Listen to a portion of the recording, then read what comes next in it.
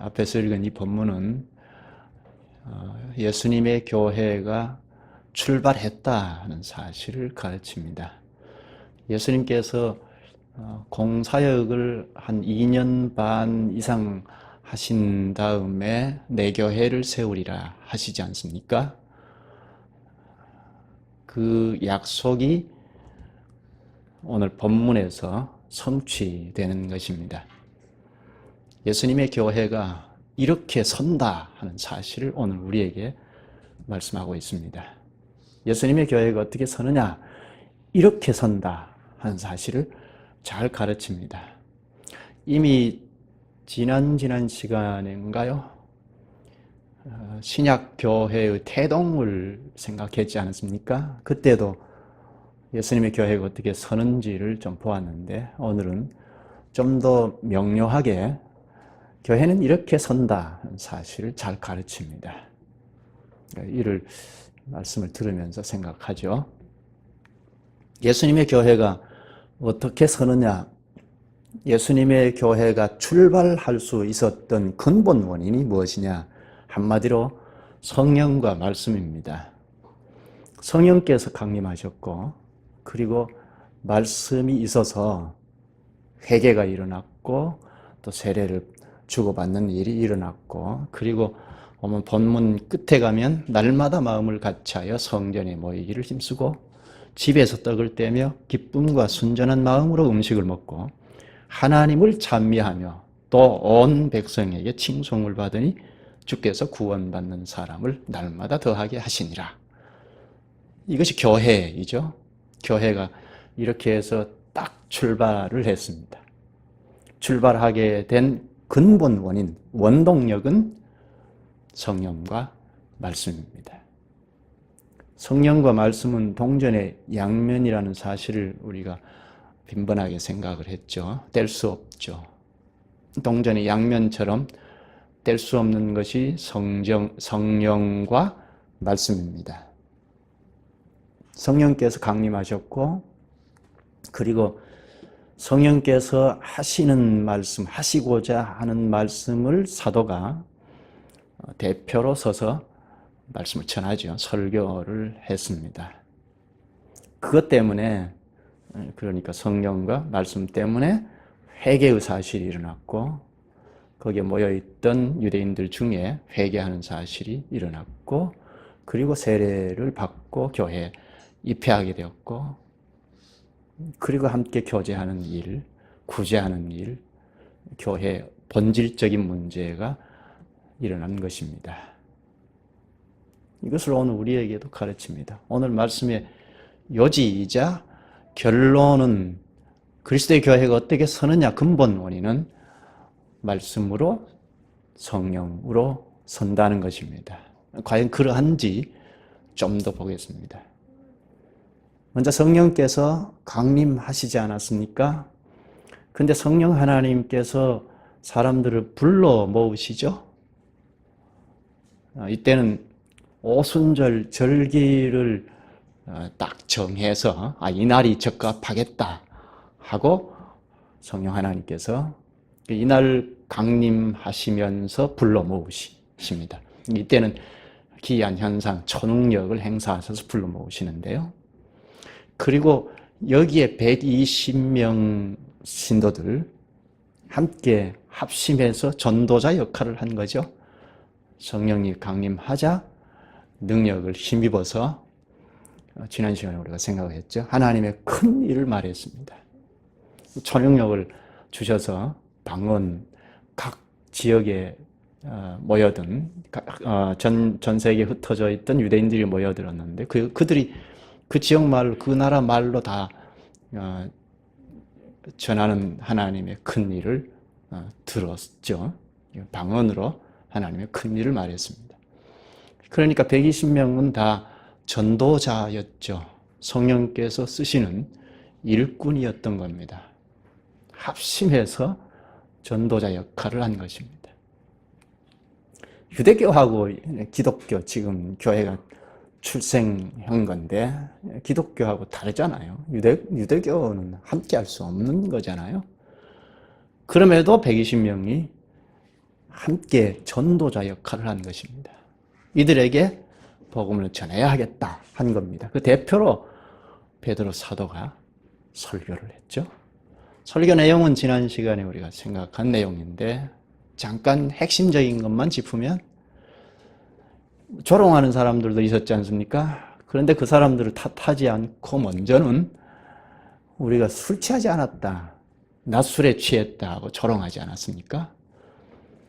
근데 설교로 우리가 술 취한 것이 아니다, 성령이 임한 것이다 하고 설교를 풀어나갔습니다. 성령이 임한 것은 이미 요엘 선지자가 예고한 바이다 하고 그 예고가 지금 성취되고 있는 것이다 하고 성령이 임한 사실을 말하고, 그리고 본론으로 들어가서 예수 그리스도께서 죽었는데 하나님께서 살리셨다 하는 사실을 말합니다. 그리스도를 설교하죠. 어떤 설교이든지 그리스도가 늘 핵심으로 작용을 합니다. 오늘에도 마찬가지입니다. 성경 어떤 본문을 잡아서 해명을 하든지 그리스도가 나타나야 하죠. 물론 그리스도라는 말만 하면 다 되는 것은 아닙니다만 성경이 그리스도를 핵으로 하고 구약과 신약이 이렇게 어우러져 있으니까 어떤 본문을 잡아서 해명을 하든지 합당하게 해명을 하면 말씀을 잘 깨달아서 성령께서 깨닫게 하시면 그리스도를 섬기고 봉사하고 살아갈 수 있게 됩니다. 이 성경이 무엇이냐 하는 것을 잠깐 더 부연하면 성경의 중심 주제가 무엇이죠? 성경의 중심 주제, 하나님 나라이잖아요.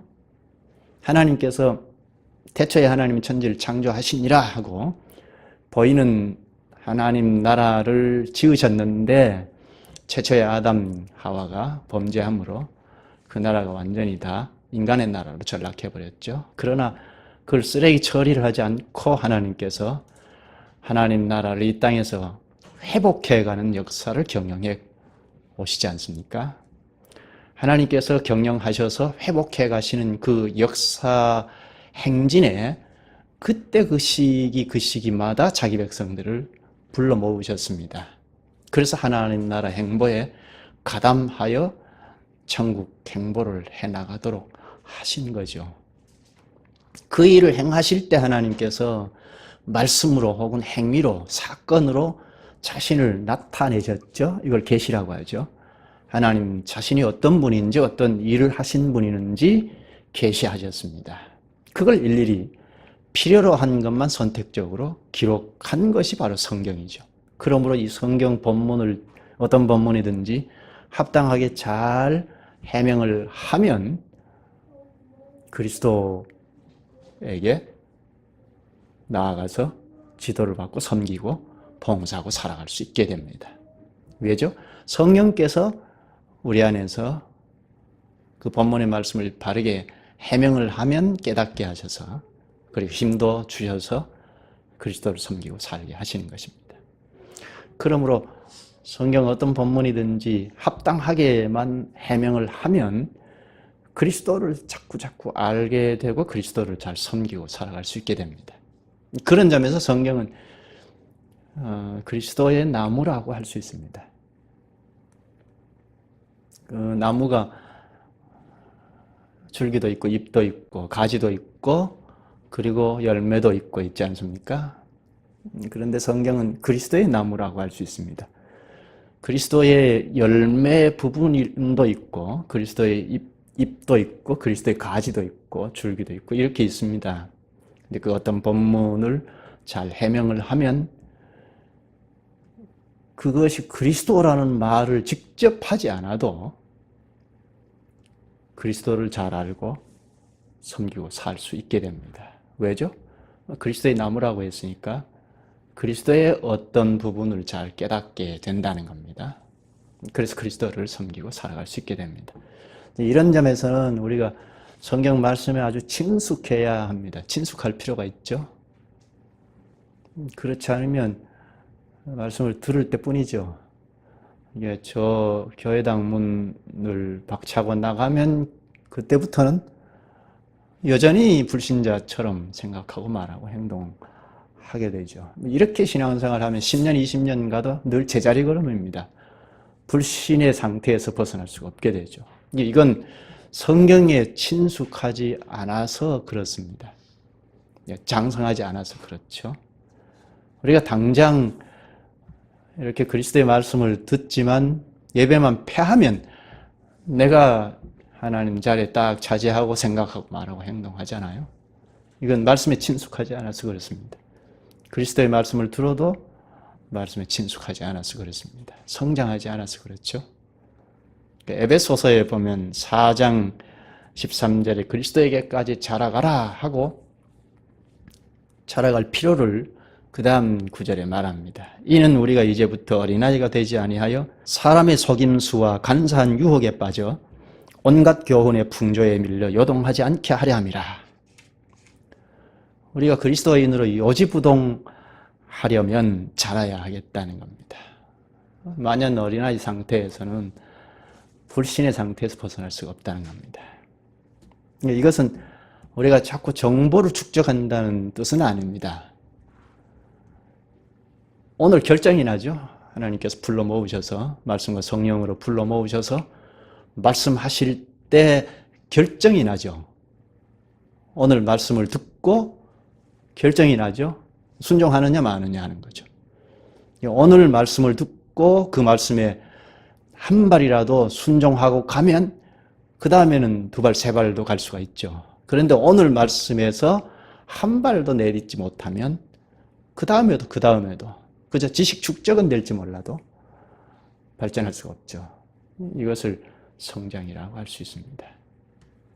오늘 주시는 말씀에 결정이 난다. 이 생각을 하고 말씀을 친숙하게 좀 접할 필요가 있습니다.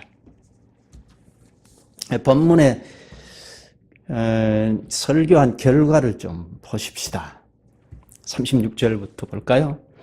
한마음 한뜻으로 설교했다. 물론 대표로 사도가 설교를 했는데 그런즉 이스라엘 온 집은 확실히 알지니 너희가 십자가에 못 박은 이 예수를 하나님이 주와 그리스도가 되게 하셨느니라 하니라.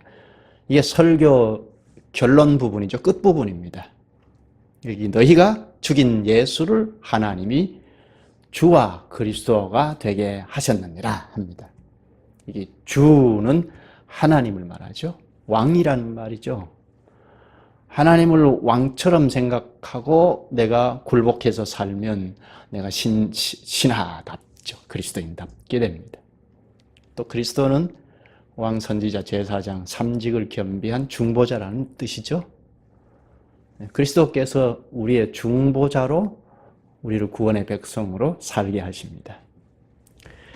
주와 그리스도가 되게 하셨다 하자 그 다음 37절에 그들이 이 말을 듣고 마음에 찔려 베드로와 다른 사도들에게 물어 이르되 형제들아 우리가 어찌할꼬 하거늘. 예수를 너희가 십자가에 못 박아 죽었다 하자 형제들아 우리가 어찌할꼬 하고 도움을 청합니다. 살 길을 찾는 거죠. 우리 이제 죽었구나 하고 살 길을 찾는 겁니다. 내가 무슨 죄가 있다고? 내가 왜 예수를 죽였냐? 그럴 수 있잖아요.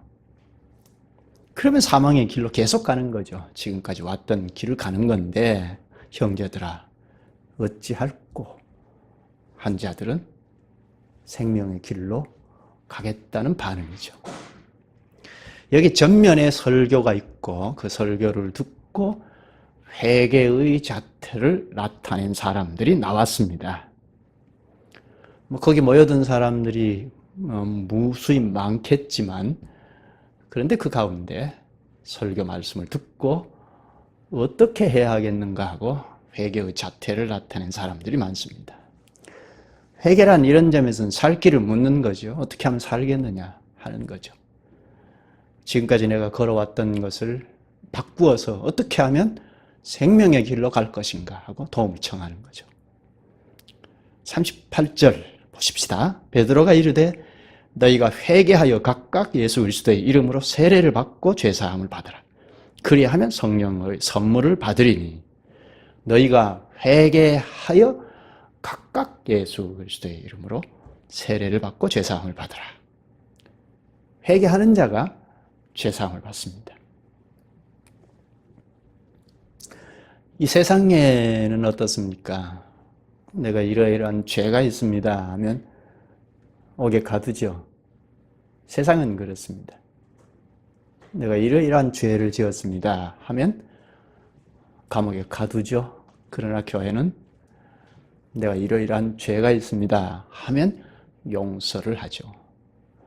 그러니까 진정으로 용서를 받는 곳은 하나님 나라 기관인 교회뿐이죠.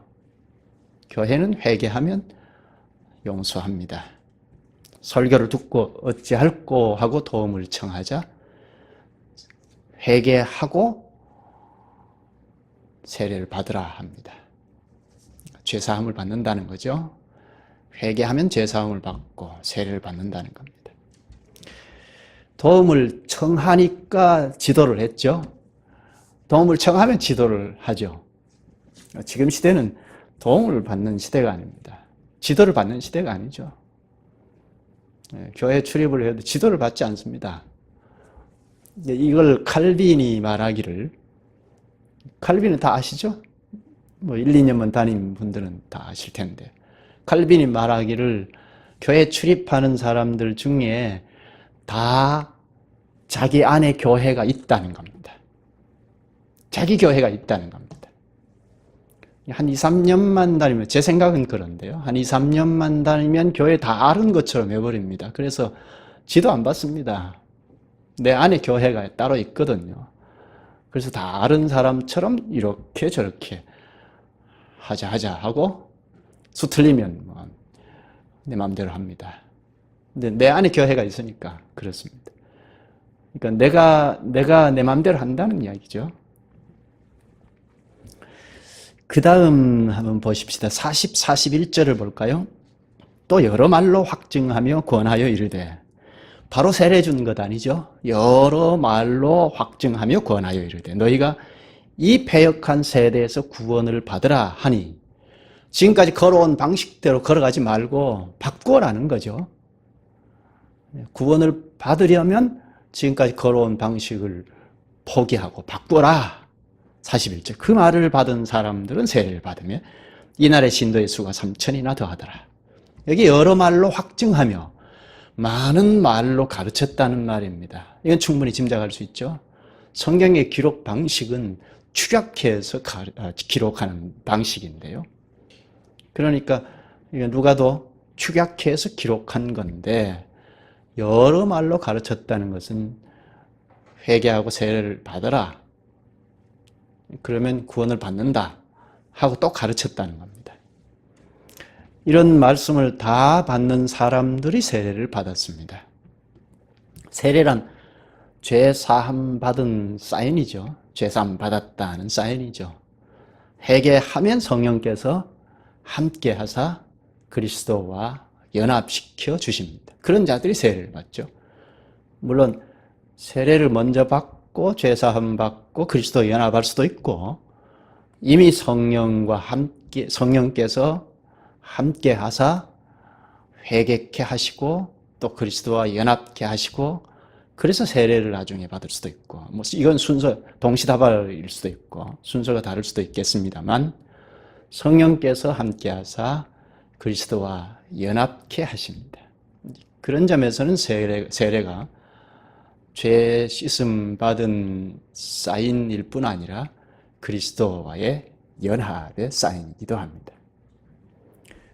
언약의 표징이기도 하고 그리스도와 연합되었다는 표시이기도 합니다. 여기 3,000명이 세례를 받았다고 하는데 상당한 숫자이죠. 그런데 이 숫자가 중요한 건 아닙니다. 3,000명이라는 숫자가 죽게 굴복하고 나왔다는 것이 중요한데요.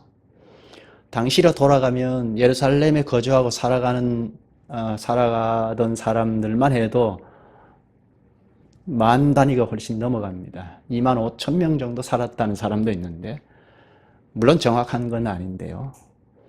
그런데 전 세계에 흩어져 있던 유대인들이 다 모였으니까 그 수는 훨씬 더 되죠. 그 많은 수 중에 3천 명이니까 그걸 비례하면 소수이죠. 근데 특히 3천 명이 중요한 건 숫자가 아니고 그리스도의 주권 아래 굴복했다는 사실입니다. 주도권이 성령께 혹은 그리스도께 있어서 사람 소리는 다 들어가 버렸다는 겁니다. 불과 한 40일 전만 해도 사람 소리가 왕왕해서 그리스도께서 십자가에 못 박아 죽었지 않습니까? 사람 소리만 있었죠. 근데 지금은 사람 소리 다 들어갔다는 겁니다. 거기에 세례를 받지 않는 사람들은 뭐라고 했는지는 잘 모르겠습니다. 기록으로 나와 있지 않으니까 사람 소리가 있을 수 있겠죠? 아니면 제갈 길로 갔던지 돌 던지고 갔을 수 있겠죠. 그러나 3천 명은 쥐죽었든지 사람 소리는 다 들어가고 성령께서 주도권을 잡아서 혹은 그리스도께서 하늘에서 말씀과 성령으로 주도권을 잡았다는 겁니다. 그런 점에서 이 3천 명이 귀하다는 겁니다. 영광스러운 일이죠. 3천 명이 귀하지 않을 수 없습니다. 이들 때문에 오늘 우리가 있잖아요. 그 다음 42절에 그들이 사도의 가르침을 받아 서로 교제하고 떡을 떼며 오로지 기도하기를 힘쓰니라. 아, 나 이제 세례를 받았어. 천국에 들어와서 끝이 아니고 이제 시작이니까 유대인들은 이방인인 우리와 다릅니다. 그리스도라는 말 한마디, 그리스도라는 것을 깨우치게 되면 구약은 다 관통합니다. 대부분이. 당신은 그렇습니다. 율법서를 다 외웠으니까요. 그러니까 우리와 전혀 다르죠. 그러나 사도들에게 가르침을 받은 겁니다. 그래서 서로 교제하고 떡을 떼며 오로지 기도하기를 힘쓰니라.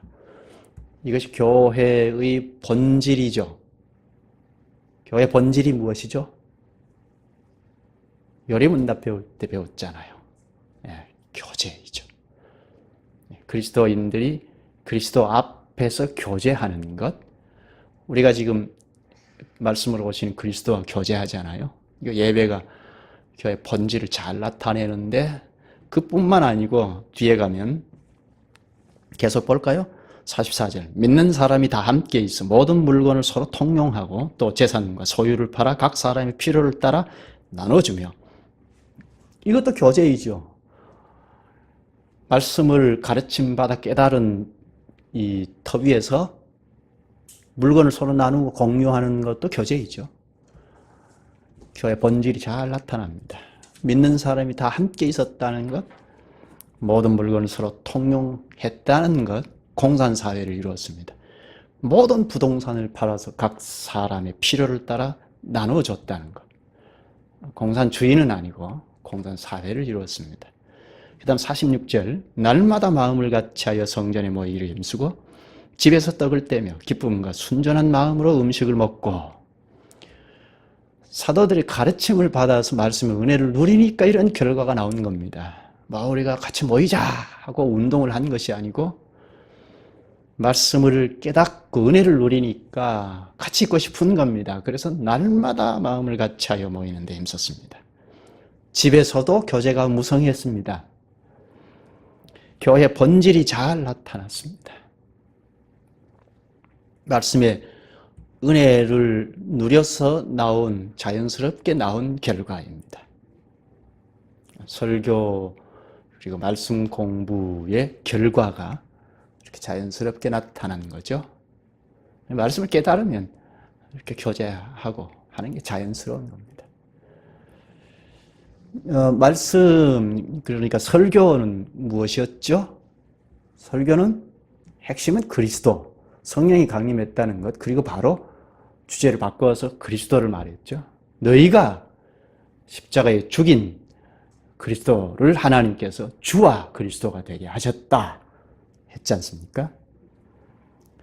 그러자 살 길을 찾고자 한 사람들은 어찌할꼬 하고 회개하고 도움을 청했습니다. 그래서 회개하고 세례를 받으라 해서 천국 대열에 참가하게 된 겁니다. 이 베드로의 설교 내용을 잘 보면 전도 설교이죠. 아직 교회에 참여하지 아니한 불신자들의 전도 설교이죠. 당신이 유대교인들이었는데 전도 설교이죠. 그럼 120명은 이미 알고 있는 내용이죠. 그리스도께서 부활하신 사실도 알았을 것이고 성령께서 강림하시기를 기다렸던 사람들이었으니까 성령이 강림하자 성령을 충만히 받았죠. 다 알고 있던 내용입니다. 그런데 다 합심해서 순종했죠. 아이고 우리가 다 알고 있는데 또 그런 설교하느냐? 그렇게 할 수 있잖아요. 우리가 경험한 바잖아요. 오늘로 말하면 우리나라의 총동원주일과 같은 거죠. 성령께서 다 불러 모으셨는데 총동원주일을 날을 하나 정해서 성령께서 오순절을 정해놓고 지금 불러 모으셨는데 요즘으로 말하면 총동원주일과 같은 겁니다. 근데 총동원해놓고 설교를 엉뚱하게 해버리니까 문제가 되지. 이런 것도 필요하죠. 복음을 전하기 위해서 이웃을 초청하는 날을 정해서 초청해서 복음을 전하는 것도 필요합니다. 지난번 설교는 교회 내부적인 문제를 놓고 설교를 했죠. 사도 가룟 유다 때문에 비어있는 사도의 자리를 뽑기 위해서 마띠아를 뽑기 위해서 그걸 놓고 설교를 한 거죠. 내부적인 문제 때문에 설교를 했는데 오늘 이 본문은 전도 설교입니다. 지난번 설교나 오늘의 설교나 120명은 똘똘 뭉쳤습니다. 말씀에 다 들어가서 말씀의 지배하에 있었습니다. 다시 46절, 47절을 볼까요? 날마다 마음을 같이하여 성전에 모이기를 힘쓰고 집에서 떡을 떼며 기쁨과 순전한 마음으로 음식을 먹고 하나님을 찬미하며 또 온 백성에게 칭송을 받으니 주께서 구원받는 사람을 날마다 더하게 하시니라. 우리에게 교회는 이것이다. 이런 게 교회다 하는 것을 보여줍니다. 여기 하나님을 찬송했다는 것, 이웃에게 칭송을 받았다는 것, 그걸 주께서 쓰셔서 택자들을 더하셨습니다. 말씀의 은혜를 누린 결과들이에요.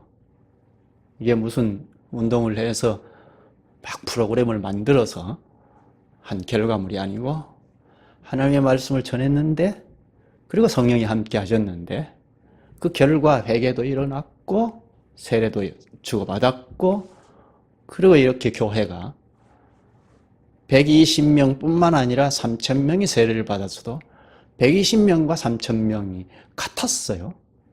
같이 날마다 마음을 같이하여 성전에 모이기를 힘쓰고 집에서 떡을 떼며 기쁨과 순전한 마음으로 음식을 먹고 하나님을 찬미하고 또 온 백성에게 칭송을 받으니 당신은 유대인들이죠. 이웃에게 칭송을 받았다는 겁니다. 교회가 이웃과 잘 지내야 할 것이 이런 점입니다. 그래서 주께서 그 지역의 택자들을 불러 숫자를 더하게 하신 것입니다. 그러니까 교회가 이렇게 모여들 때 그냥 보면 안 되죠. 어떻게 하나 보자 하고 경계나 하고 그러면 같이 교회에 이룰 수 없죠. 배후에 성령께서 혹은 그리스도께서 성령으로 말씀으로 모으시는 겁니다. 모으셨다고 다 회개하고 세례를 받고 하는 건 아니죠. 오늘 본문에서 그걸 가르치죠. 하나님께서 보내주시는 겁니다. 그건 하나님께서 보내주셨으니까 우리가 할 일은 말씀을 함께 듣자. 말씀을 들어보자.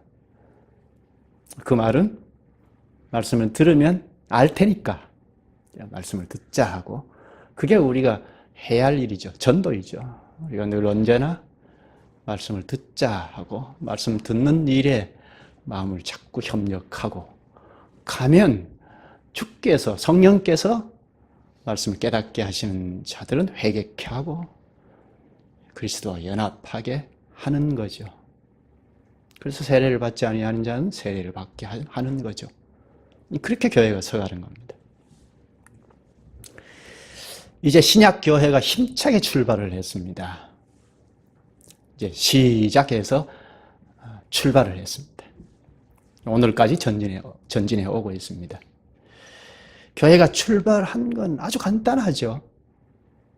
시작할 때도 말씀을 했는데 출발하게 된 원동력은 성령과 말씀입니다. 성령께서 임재하셔서 함께 하셨고 그리고 성령께서 하고자 하시는 말씀 혹은 그리스도께서 하고자 하시는 말씀을 직분자가 대언을 했습니다. 그러자 성령께서 그걸 쓰시어서 회개케 한 자들이 일어나게 되었고 그리고 세례를 받는 자도 일어나게 되었고 그래서 영광스러운 교회에 참여하게 되었습니다. 그래서 3,000명이 버텨졌지만 120명과 똑같이 교회 본질을 잘 드러냈습니다. 이게 교회 세력이죠. 이렇게 숫자가 늘어나야 천국의 세력이 되죠. 제대로 능력이 되죠. 그냥 숫자만 많아가지고 합치절이 모여있으면 숫자가 안 많아도 사회에 영향력을 못 끼치잖아요. 그건 천국 세력이 될 수가 없죠. 여기 120명, 3,000명이 모인 교회이지만 그 주도권이 사람에게 있지 않았기 때문에 천국의 세력으로 세력화되어서 나타났습니다. 만약에 주도권이 사람에게 있었다면 120명이나 3,000명이나 뭐 큰 의미가 없죠. 30명이 모이는 거나 뭐 별다른 큰 의미가 없습니다. 누가 주도권을 잡느냐 하는 문제예요. 그렇죠?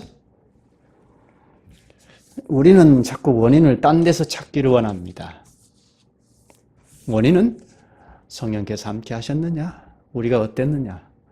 그리고 말씀에 대언이 있었느냐? 그건 아주 중요하게 생각해야죠. 이게 목사의 큰 책무인데요. 설교가 그리스도를 대언한 거냐? 그렇다면 우리는 어땠느냐? 그런 데서 이제 원인을 찾아야 하죠. 여기 유대교는 앞에서 이야기했습니다만 기독교와 완전히 다릅니다. 같이 갈 수가 없어요. 도무지 갈 수가 없습니다. 그런데 성령께서 불러 모으시니까 120명이 주께서 하실 것이다 하고 다만 다 함께 말씀을 전파하는 일에 동심협력했습니다. 마음을 합해서 말씀을 전하는 일에 협력했습니다. 대표로 베드로가 전했지만 베드로 혼자서 하지 않았겠죠. 3,000명이 함께 있었는데 요즘처럼 음향시설이 잘 되어 있는 것도 아니고 확성기가 있는 것도 아니고 그러니까 사도들이 중간중간에 서서 다른 나라에서 온 사람 유대인들이 있었으니까 유대 말을 잊어버린 사람들이 있었으니까 거기서 다 통역을 해줬을 것이고 120명이 요소요소에 같이 있어서 도왔을 것 아니겠습니까? 지금 이런 말씀이다, 이런 말씀이다, 이런 말씀이다 하고 통역하지 않았겠습니까? 그렇게 합심한 결과물이 지금 숫자가 더해졌고 교회 본질이 확 드러난 겁니다. 오늘 우리에게 이 점을 크게 말씀합니다. 교회가 어떻게 설 수 있느냐 하는 말씀을 하는데 주도권이 성령께 혹은 그리스도께 있어야겠다는 겁니다. 말씀이 전파되었고 그리스도의 말씀이 전파되었을 때 다 거기에 부복해서 일심했다는 겁니다. 이걸 오늘 우리 크게 가르칩니다. 기도하시죠.